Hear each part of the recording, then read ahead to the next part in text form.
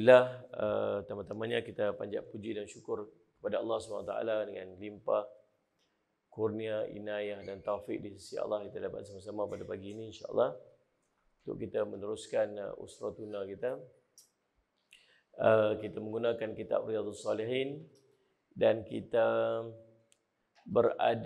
masih berada pada bab diharamkan sombong dan bangga diri pada hadis yang Allahumma salli ala sayyidina Muhammad 616. Hadis yang ke 616. 619. Hadis yang ke 619. Wa an Abi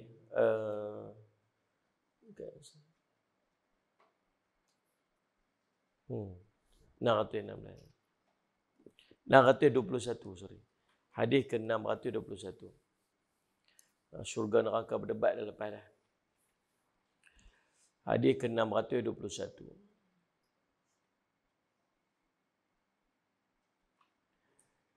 Dan hari ini kita dah masuk satu Rejab. Hari ini satu Rejab kan. Bila satu Rejab ni ada kelebihan-kelebihan bulan Rejab ni sebenarnya. Dan kelebihan bulan Rejab ni bermula daripada semalam. Semalam ni merupakan malam makbul doa. Kata Imam Syafi'i rahimahullah ta'ala, 5 malam makbul doa. Malam 1 Rejab, malam nisfu Sya'ban, malam Allahumma salli ala Muhammad Jumaat, dan 2 malam hari raya. Malam Jumaat, malam 1 Rejab, malam nisfu Sya'ban, dan 2 malam hari raya. Ni malam-malam makbul doa. Semalam ni patutlah kita doa banyak-banyak kan. Semalam pun saya pun on the way balik daripada Melaka malam. Combine semua, hujan, lebat, kan? Musafir lagi. Lepas tu malam 1 Rejab lagi. Doa banyak. Tengah duk buat kereta, saya buat malam, hujan. Lepas tu dia dekat Rawang tu, jalan di Kona tu sikit. Kita tengok duk buat. Tengok ada kereta terbabas. Van pergi langgar dia, melintang jalan. Kita duk talau betul dengan van. Aduh, subhanallah. Alhamdulillah Allah selamatkan. Ramai sempat mengelak. Oh, subhanallah. Ketak kan. Tukar bagi khairul buat tu. Baik, Allah selamat. Subhanallah selamat tu semalam malam 1 Rejab. Salah satu daripada malam makbul doa. Yang keduanya, Sayyidina Muhammad, bila sebut bulan Rejab ni, dia ada, nak cerita, dia ada kelebihan khusus. Ya, kelebihan khusus ni, Sayyidina Muhammad, sebab dia duduk salah satu daripada bulan-bulan haram. Sebab dia duduk pada salah satu daripada bulan haram. Allahumma salli ala sayyidina Muhammad.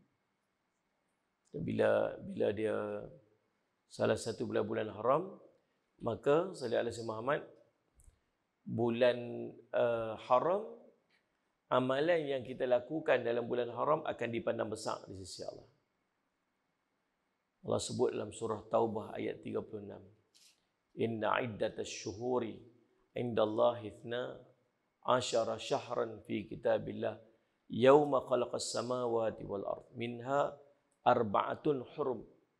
Sesungguhnya bilangan bulan-bulan di sisi Allah ada 12 bulan yang telah ditetapkan dalam kitab Allah semasa dia menciptakan langit dan bumi. 12 bulan ni memang Allah dah susun dah. Waktu Allah jadikan langit dan bumi ni, Allah dah susun dah dalam kitab Allah. Ada 12 bulan, dan dalam 12 bulan tu ada 4 bulan haram. Allah sebut, salli ala sayyidina Muhammad. Allahumma salli ala sayyidina Muhammad. Dalika dinul qayyim. Fala tadlimu fihinna anfusakum wa qatilul musyrikina kaffatan kama yuqatilunakum kaffah wa'lamu annallaha ma'al muttaqin.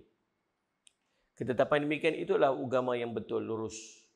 dan janganlah fala tadlimu fihinna anfusakum. Allah sebut dalam ayat ni.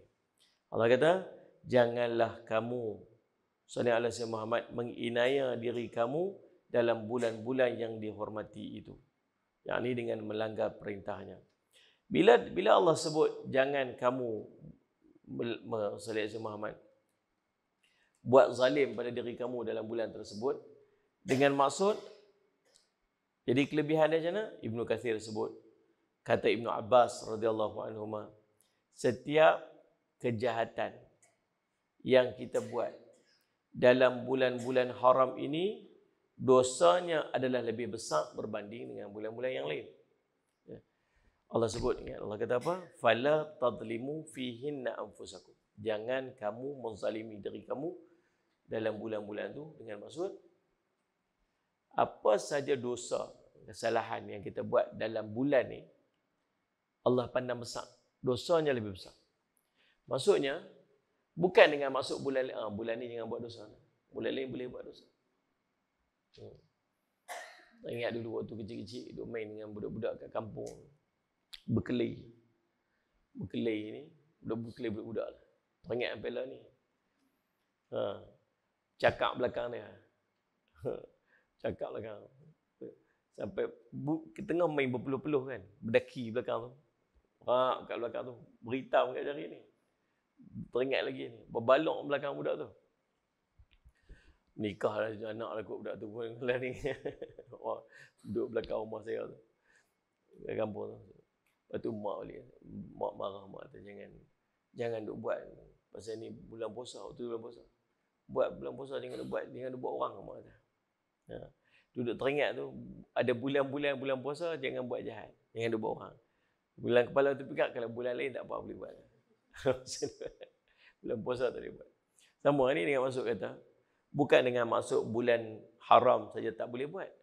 Kalau bulan biasa boleh buat, bulan biasa tak boleh buat. Masuk bulan haram, lagi tak boleh buat. Lagi dosa tu Allah pandang besar.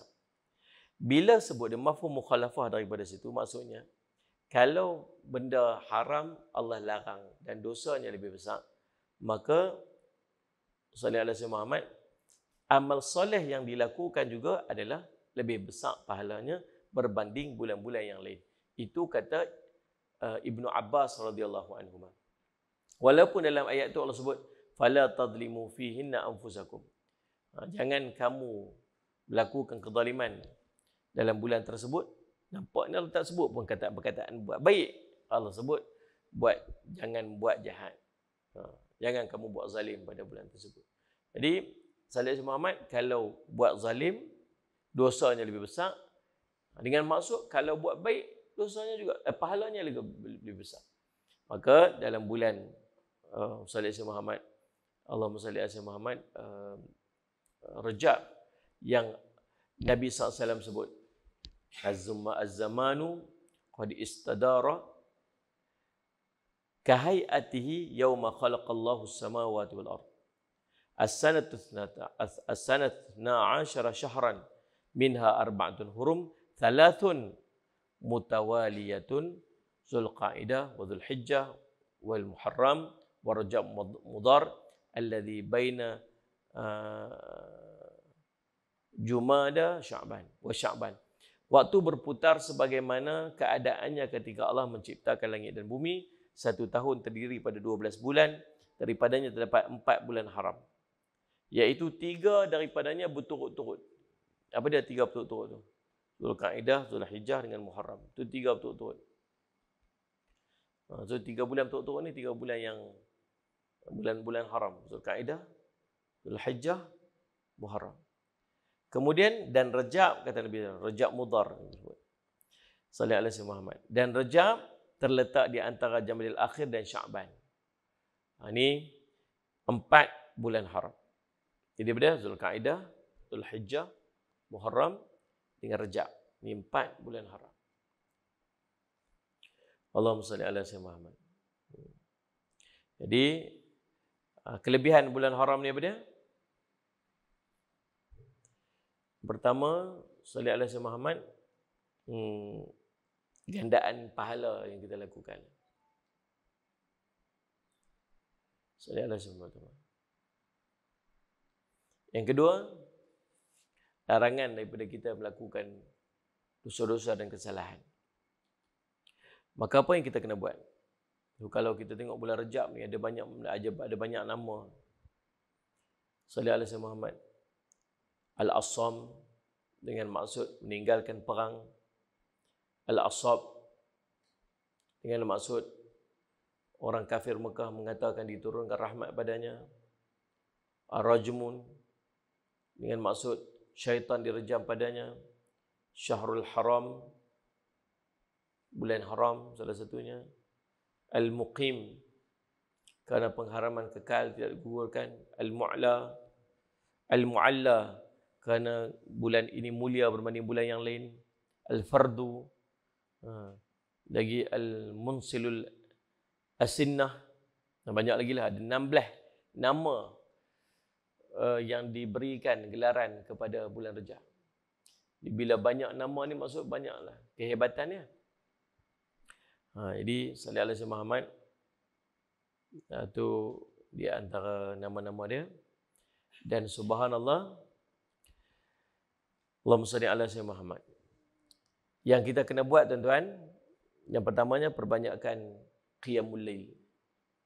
Perbanyakkan qiyamul lail, sembahyang sunat. Sallallahu alaihi wasallam Muhammad.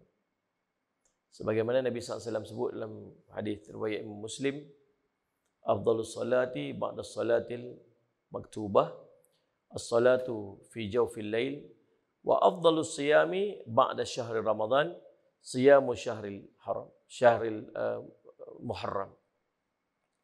Sallallahu alaihi wasallam Muhammad. Sebaik-baik solat selepas daripada solat fardu adalah solat malam, dan sebaik-baik puasa selepas daripada Ramadan adalah puasa pada bulan Allah Al-Muharram. Jadi sallallahu alaihi wasallam Muhammad, ni hadis cerita tentang bulan Muharram. Bulan Muharram juga salah satu daripada bulan haram. Sallallahu alaihi wasallam Muhammad. Jadi yang pertamanya perbanyakkan qiyamul lail pasal kita berada dalam bulan haram. Sallallahu alaihi wasallam Muhammad. Yang keduanya perbanyakkan berpuasa. Antara amalan yang paling baik dilakukan dalam bulan haram ialah berpuasa. Tapi ada orang puasa banyak, puasa penuh, bulan Rejab penuh, Rejab, Sya'ban, Ramadan. Boleh? Boleh. Pasal bulan Rejab bulan haram, jadi berpuasa banyak dalam bulan Rejab pasal apa? Pasal bulan haram lah. Bukan pasal kelebihan tertentu berpuasa dalam bulan Rejab. Kalau siapa berpuasa bulan Rejab dapat sekian-sekian, tak ada. Bahkan Nabi SAW, para sahabat kata Nabi SAW berpuasa tapi Nabi SAW tak banyak puasa dalam bulan Rejab. Nabi banyak puasa dalam bulan Sya'ban. Sampai ke tahap para sahabat kata macam Nabi tak pernah berbuka. Maksud macam Nabi puasa penuh sebulan. Dalam bulan Rejab yang Nabi SAW puasa, tapi Nabi SAW taklah berpuasa sallallahu alaihi Muhammad sepenuhnya dalam bulan Rejab. Sebab ada sebuah hadis Nabi SAW yang cerita Allahumma salli ala sayyidina Muhammad, bahawa Nabi SAW sepertinya tidak berpuasa dalam bulan Rejab. Macam tak puasa langsung. Maksud Nabi ada puasa, tapi sikit Nabi puasa dalam bulan Rejab. Kita nak buat apa? Puasalah. Nak puasa, puasalah. Kalau orang tanya kita puasa pasal apa dalam bulan Rejab ni? Puasa dalam bulan Rejab pasal dia bulan haram. Dalam bulan haram, Nabi SAW suruh kita perbanyakkan ibadat. Dan salah satu ibadat yang boleh kita perbanyakkan dalam bulan haram, iaitulah berpuasa. Maka yang pertama, perbanyakkan qiyamul lail. Pasal nak perbanyakkan ibadat. Yang keduanya, sallallahu alaihi Muhammad, banyakkan berpuasa. Yang ketiganya, banyakkan bersedekah. Pasal bulan haram, Allah ganda pahala. Yang keempatnya, banyak baca Quran. Pasal apa? Pasal dia salah satu daripada ibadah yang kita kena banyak sebab duduk dalam bulan haram. Yang kelima, perbanyakkan berzikir. Sallallahu alaihi Muhammad. Dan yang keenam, perbanyakkan solat-solat sunat. Itu di antara amalan sallallahu alaihi Muhammad yang boleh kita buat dalam bulan Allahumma salli ala sayyidina Muhammad Rajab. Dan subhanallah, salli ala sayyidina Muhammad, disebabkan kita duduk dalam bulan Rajab, ada satu doa yang telah dianjurkan oleh Nabi sallallahu alaihi wasallam dalam riwayat Imam Baihaqi, Allahumma barik lana fi Rajab wa Sya'bana wa ballighna Ramadan. Atau riwayat yang lain sebut Rajabin. Allahumma barik lana fi Rajabin wa Sya'bana wa ballighna Ramadan. Amalkan doa ni, salli ala sayyidina Muhammad, setiap hari dalam bulan Rajab ni. Ya Allah, berkatilah kami dalam bulan Rajab dan Sya'ban, dan sampaikanlah kami dalam bulan Ramadan. Nah, kemuncak dia bulan Ramadan. Bulan Rajab ni dia start, kita baru masuk gear 1. Bulan Rajab ni kita masuk gear 1. Nak preparation kemuncak kita ni, kita nak masuk dalam bulan Ramadan untuk kita perbanyakkan ibadat. Itu mukadimah kita pada pagi ini, insya-Allah. Baik, Allahumma salli alaihi wasallam. Tuan-tuan, hari ini kita masuk pada hadis yang ke 621. An Abi Hurairah radhiyallahu anhu. An Abi Hurairah radhiyallahu anhu anna Rasulullah sallallahu alaihi wasallam qala: La yanzurullahu yawmal qiyamah ila man, Allahumma salli ala sayyidina Muhammad, ila man jarra izarahu batara. Kata Nabi sallallahu alaihi wasallam, Allah tidak akan melihat di hari kiamat. Salli ala sayyidina Muhammad.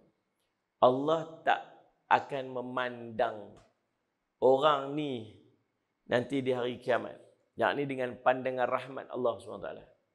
Allah tak mau tengok muka dia. Siapa orang tu? Salli ala sayyidina Muhammad. Orang yang menjulurkan kain sarungnya kerana sombong. Hadis muttafaqun alaih. Ini riwayat Al-Bukhari dan Muslim, hadis sahih. Baik, Allahumma salli ala sayyidina Muhammad. Allahumma salli ala sayyidina Muhammad.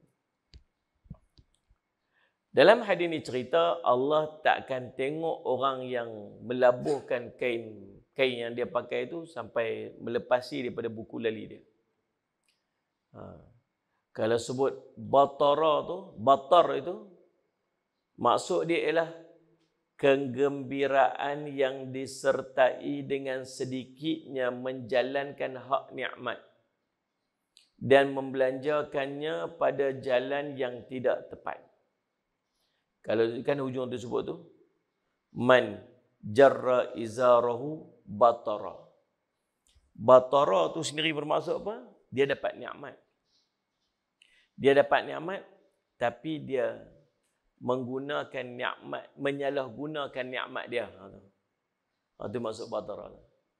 Jadi dia setakat labuhkan kain tanpa ada benda tu, tak apa lagi.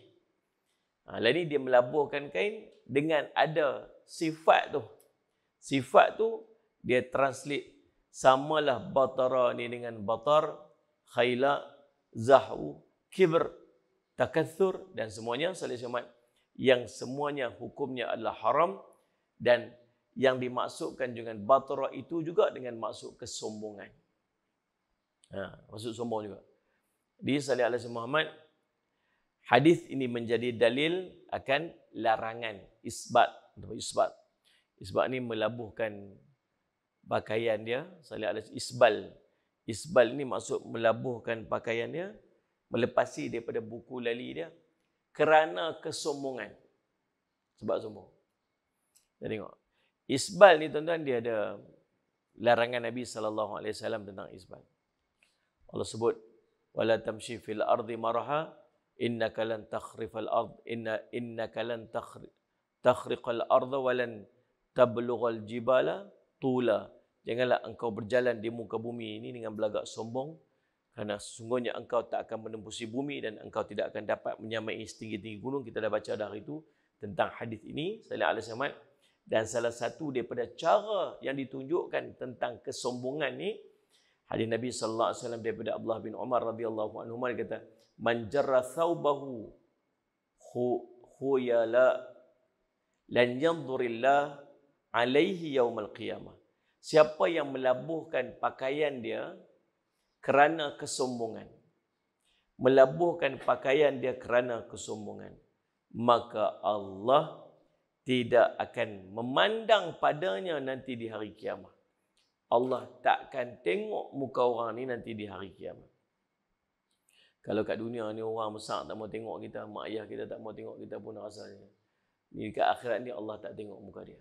Allah tak pandang muka dia. Siapa? Orang yang melabuhkan pakaian dia. Pasal apa? Pasal sombong. Maka berkata Abu Bakar radhiyallahu anhu, kata Sayyidina Abu Bakar radhiyallahu anhu, illa an ata'ahada dzalika minhu. Dia kata, sungguhnya sebelah pakaianku melirik ke bawah jika aku tidak menjaganya. Kata Sayyidina Abu Bakar radhiyallahu anhu, saya ni macam ni, pakaian saya pun sendiri pun labuh. Nabi kata Allah tak akan pandang orang yang melabuhkan pakaian nanti di yaumul qiyamah. Gitu. Allah, saya sendiri pun pakai pakaian saya pun labuh begitu. Maka kata Nabi sallallahu alaihi wasallam, innaka lasta tasna'u dzalika khuyala. Sesungguhnya engkau tidak melakukan demikian sebab kesombongan. Jadi subhanallah, pasal apa Nabi sallallahu alaihi wasallam larang sangat? Nabi sallallahu alaihi wasallam larang sangat sebab perbuatan isbal, melabuhkan pakaian itu salah satu daripada adat jahiliyah bagi orang-orang bangsawan yang melabuhkan pakaian mereka, meleret sampai ke belakang, sallallahu alaihi wasallam Muhammad, sehingga kan hamba-hamba mereka ni duduk pegang kat belakang. Kita tengok tak orang duduk jalan kat pengantin duduk tiru. Kita pun duduk tiru pengantin. Pakai kain meleret gitu. Selagi ada belakang sallallahu alaihi wasallam Muhammad duduk pegang, duduk tangkat. Sallallahu alaihi wasallam Muhammad. Ruhainiza tanya, adakah untuk laki-laki atau termasuk perempuan? Laki-laki saja. Orang perempuan memang kena labuh pakaian. Pasal nak tutup kaki, tutup tumit. Lah ni dia di trend singkat. Ikut Korea. Pakai seluar senting. Pakai seluar besar senting pula. Itu nampak bentuk kaki. Pakai stokin nampak bentuk betis. Betis tu aurat orang perempuan. Kalau tak sengaja tak apa. Pakai seluar labuh dah. Lepas tu dia pakai stokin, dia naik motor. Angkat sikit, nampak sikit betis. Nampak sikit dekat tumit tu. Tak apa, pasal itu sallallahu alaihi wasallam dia masih tertutup. Tapi masalah dia ialah dia pakai seluar senting sampai dekat betis dia. Kemudian dia pakai stokin untuk tutup, tapi nampak bentuk betis dia tu. Sallallahu alaihi wasallam. Sama macam orang pakai lengan pendek, kemudian dia pakai sarung lengan dia. Kan nampak bentuk lengan tu. Tak madai. Dia kena tutup lengan. Macam tu. Tu untuk orang perempuan. Orang perempuan melabuhkan seluar, melabuhkan kain. Itu dituntut. Orang lelaki isbal. Boleh tanpa kesombongan. Kalau dia labuh, dia sama macam orang jahiliah dulu, sallallahu alaihi Muhammad, sifat yang melambangkan ketakburan. Takabur dia. Menunjukkan kekayaan. Ini menafikan sifat tawaduk. Dia berlawanan dengan sifat tawaduk. Boleh faham tu? So kalau orang lelaki-lelaki pakai labuh, tapi dia tak sombong. Memang dia pakaian dia macam tu. Tak ada masalah. Macam kita lah ni lah. Dan ni, uruf tempat kita, pakai seluar mesti lepas daripada buku lali. Dia tak? Uruf tempat kita lagu tu. Jarang kita tengok orang lelaki-lelaki pergi kerja ke, pergi pakai seluar ke, atas tinggi. Jarang kita tengok. Pakaian kita standard, memang standard macam tu. Dan orang tak memandang dia sebagai satu benda sombong. Benda adi, biasa. Maka tak ada masalah apa. Nampak ni? Tu kalau dia nak angkat seluar dia bagi tinggi. Dengan niat dia nak ikut sunnah Nabi SAW. Dapatlah pahala kat dia. Boleh faham tak? Jadi subhanallah. Bahkan kalau dia angkat senting seluar dia tinggi sampai kat betih, kemudian dia sombong balik dengan yang tu. Dia kata, aku seorang aja yang pegang dengan sunnah. Hang balik semua masuk neraka belakang. Ni hangpa ni semua pakai lagu ni semua ni Allah tak pandang kat akhirat. Tengok aku ni pakai lagu mana. Dia pula sombong dengan pakaian isbal dia. Pakaian dia, saya sebut pakaian isbal. Pakaian yang angkat tu sampai kat betih tu. Maka kesombongan dia tu bawa dia pergi neraka. Bukan atas pakaian tu. Tapi dulu orang jahiliah memang pakai labuh-labuh lagu tu. Dengan maksud kesombongan. Yang tu yang Nabi maksudkan. Sebab tu bila Sayyidina Abu Bakar radhiyallahu anhu, dia kata, Allahumma salli ala Sayyidina Muhammad, kain saya pun lepas juga. Pakaian saya pun lepas. Kita Nabi SAW kata, kamu orang yang salli ala Sayyidina Muhammad tidak memakainya dengan kesombongan. Jadi boleh faham tu elok. Salli ala Sayyidina Muhammad. Jadi tuan-tuan, dalam sebuah hadis Nabi sallallahu alaihi wasallam, hadis yang lain daripada Abu Dzar radhiyallahu anhu, salasatun la yukallimuhumullahu yaumal qiyamah wa la yanzuru ilaihim wa la yuzakkihim wa lahum adzabun alim. 3 golongan yang Allah tidak akan berkata-kata dengan mereka pada hari kiamat. 3 golongan yang Allah tak akan ajak bincang di hari kiamat. Kita ni banyak buat salah. Bila kita banyak buat salah, kita harap nanti ada perbincangan. Boleh bincang tu bincang. Minta ampun lah ni, saya ni salah ni. Tolong minta maaf lah, saya ni salah. Kalau tuan-tuan boleh bayang tak, kalau tuan-tuan buat satu kesalahan atau buat apa-apa, tuan-tuan kena tangkap, kemudian terus kena hukum. Mungkin masuk penjara ke masuk apa. Kita kalau boleh, kalau salah pun pergi bicara dululah. Pasal apa nak pergi bicara tu? Boleh lagi nak minta bincang-bincang. Kalau kena hukum pun saya minta kurangkan, ringankan sikit hukuman pasal ni. Bayangkan kalau langsung tak mau bicara terus. Ke akhirat nanti ada orang yang Allah langsung tak mau ajak bincang langsung. Bila bentang kita amal tu ada juga. Allah tanya, ada tak benda yang kamu tak buat, malaikat aku saja tulis? Dia kata apa? La ya Rabbi, tak ada, wahai Tuhan. Ada tak benda yang kamu buat, malaikat aku tak tulis? La ya Rabbi, tak ada Tuhan. Ada tak benda yang kamu ada apa alasan-alasan kamu nak pergi hari ni atas benda yang kamu buat dulu ni? Kita jawab lah, tak ada alasan lah. Tapi masih bincang lagi ni. Allah masih bincang lagi. Tapi ada orang yang Allah langsung tak mau ajak bincang. Bukan takat tak mau ajak bincang. Wala yanzuru ilaihim. Allah tak mau pandang muka mereka. Pandang muka mereka pun tak mau. Sallallahu alaihi Muhammad. Wala yuzakkihim. Dan Allah tak akan sucikan mereka nanti di hari kiamat.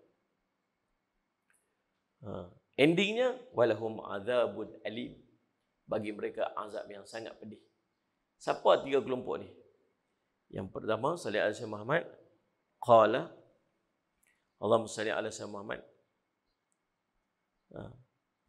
Faqara'aha Rasulullah sallallahu alaihi wasallam thalatha miraran.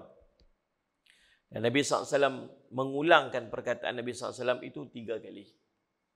3 kali. Maksud, kalau Nabi SAW ulang 3 kali perkataan ni, maksud benda tu penting sangat-sangat. Sungguh-sungguh penting. Lalu Abu Dzar pun kata, apa Abu Dzar kata? Khabu wa khasiru manhum ya Rasulullah. Habislah, rugilah mereka tu. Siapa mereka tu wahai Rasulullah? Qala al-musbil. Nabi kata, yang pertamanya orang yang melakukan isbal. Al-musbil. Orang yang melakukan isbal. Kita faham dah isbal tadi apa? Melabuhkan pakaian melepasi daripada buku lali dia dengan maksud kesombongan. Dengan maksud kesombongan. Subhanallah. Allah tak mau pandang langsung. Padahal bukan ada apa pun, kes seluar je. Kes kain aja.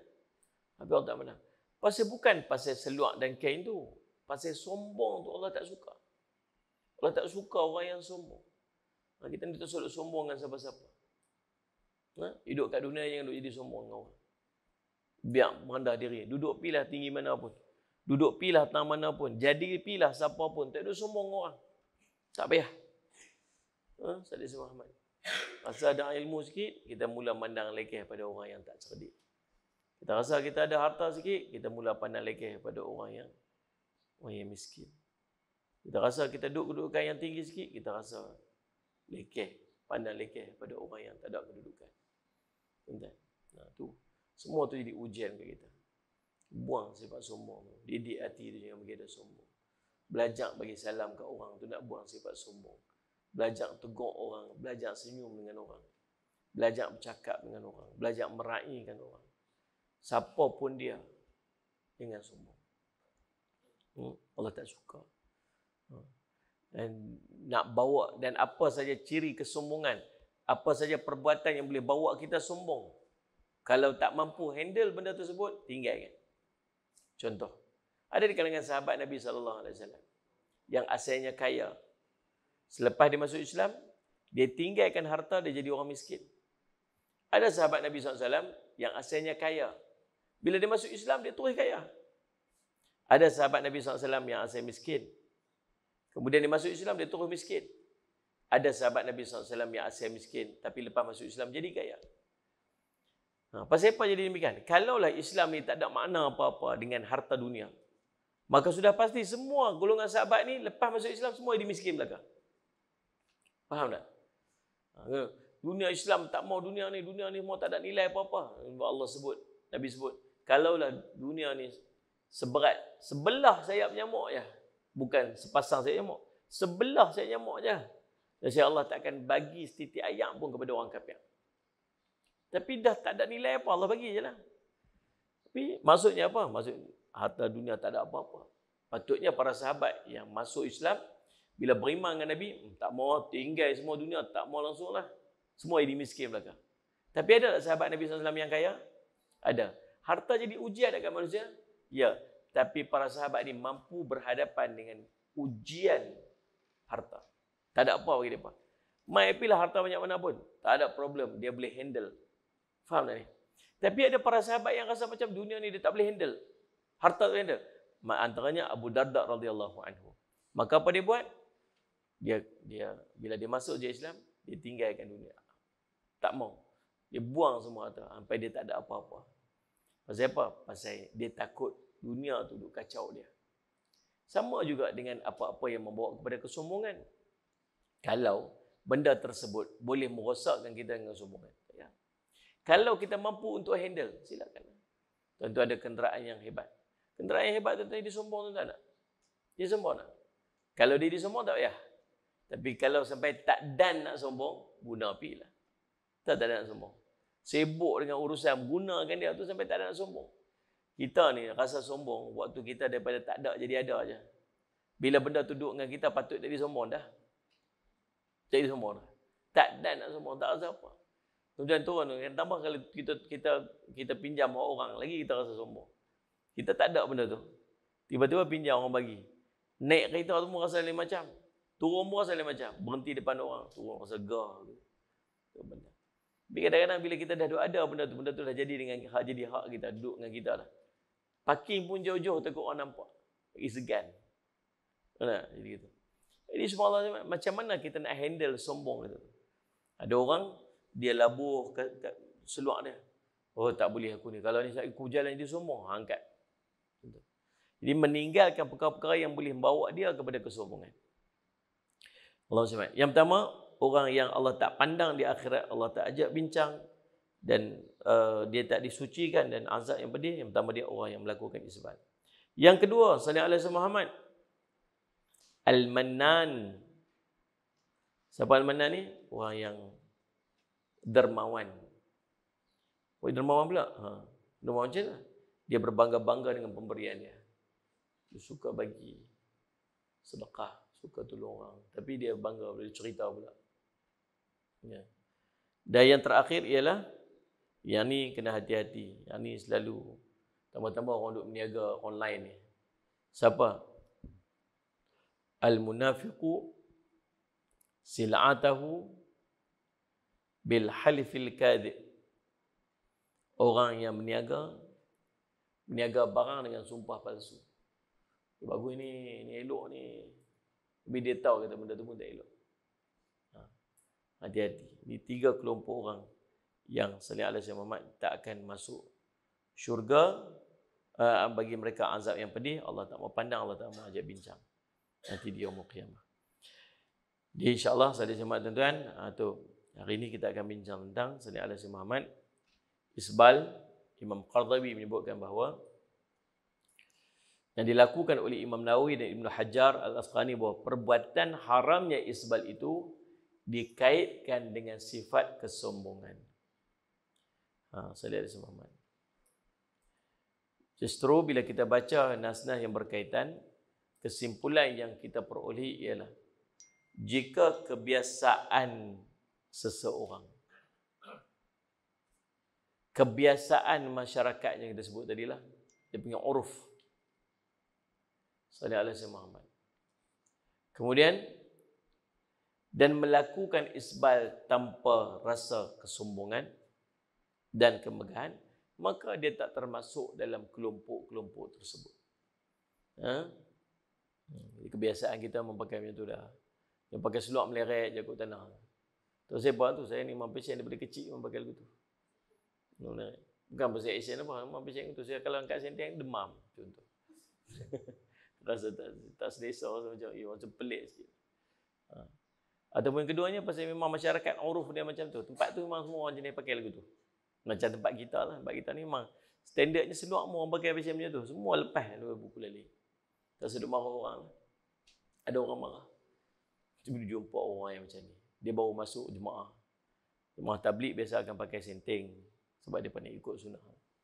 Ada orang yang baru-baru masuk ni dia macam dia panggil apa? Dia macam semangat lebih. Ni semua neraka. Ada orang-orang gitu. Siapa tak ikut kelompok kami ni nanti masuk neraka lah, apa tak buat kerja dakwah lah ni bukan.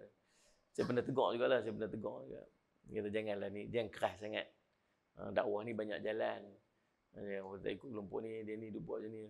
Ada orang dia macam tu. Cepat-cepat ni. Ni pakai-pakai dulu ni semua neraka ni. Begitu. Kita relax lah, jangan tu. Kena mengaji lebih sikit ni. Ada orang tu. Dia panggil uruf. Dan tiganya dia buat tu tanpa ada sifat sombong, maka dia tak termasuk dalam kelompok ni. InsyaAllah kita akan bincang lagi pertemuan bincangan kita pada hadis yang berikutnya. Banyak hadis-hadis yang bincang tentang sifat sombong ni, larangan sombong ni. Salih alaihi Muhammad. Pertemuan kita akan datang. Esok kita akan bincang, esok hari Selasa kita bincang kitab tafsir. Esok tafsir. InsyaAllah. Nanti dalam Riyadhus Shalihin akan datang, akan cerita lagi 3 kelompok orang yang Allah tak mau ajak bincang, tak mau pandang. Siapakah mereka tu? Tak sama macam hadis ni. Sebab dia ada beberapa hadis yang cerita tentang 3 kelompok orang. Siapakah mereka itu?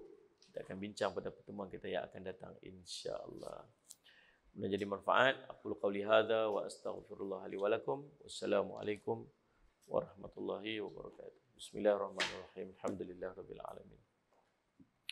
Wassalatu wassalamu ala rasulil amin sayyidina Muhammadin wa sahbihi ajma'in. Allahumma faqihna fid din wa 'allimna ta'wil wa ja'alna min ibadikas salihin wa hdinas siratal mustaqim. Allahumma arina haqqa haqqan warzuqna ittiba'ah wa arina batila batilan warzuqna ijtinabah. Wa sallallahu ala sayyidina Muhammadin wa ala alihi wasallam. Walhamdulillahirabbil alamin.